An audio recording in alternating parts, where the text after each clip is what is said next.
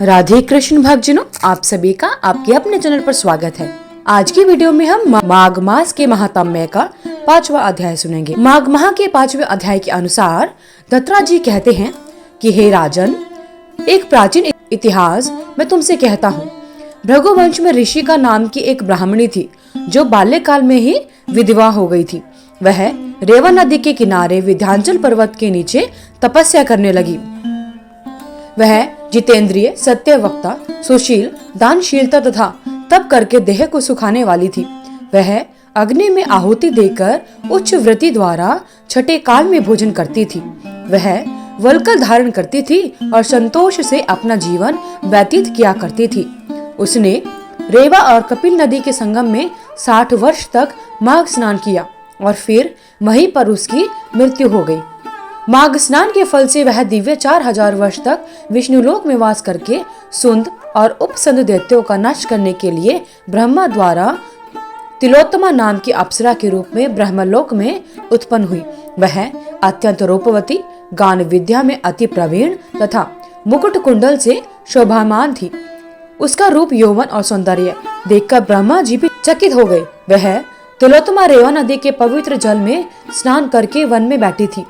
तब सुंद व उपसंद के सैनिकों ने चंद्रमा के समान उस रूपवती को देखकर अपने राजा और सुंद और उपसुंद से उसके रूप की शोभा का वर्णन किया और कहने लगे कि कामदेव को लज्जित करने वाली ऐसी परम सुंदरी स्त्री हमने कभी नहीं देखी।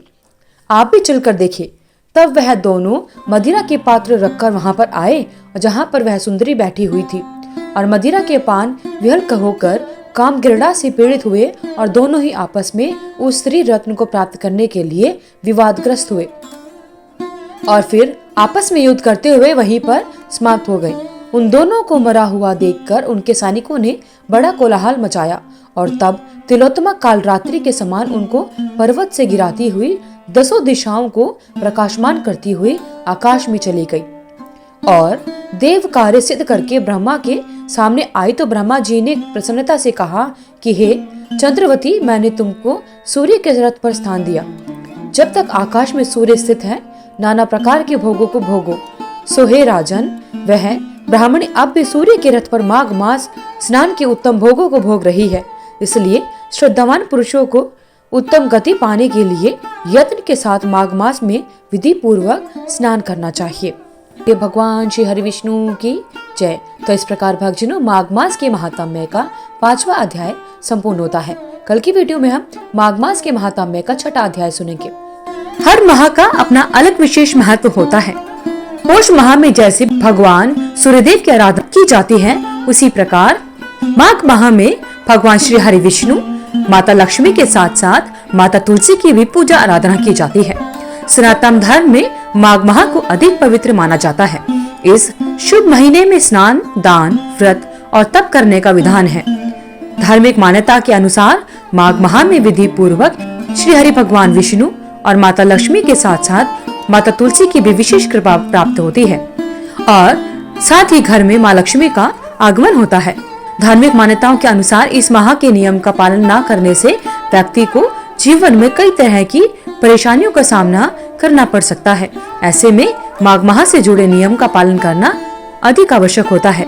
तो आइए जानते हैं माघ माह कब से शुरू हो रहा है और कब तक रहेगा। साथ ही इसके नियमों को जानेंगे कि माघ माह में क्या करना चाहिए और क्या नहीं करना चाहिए।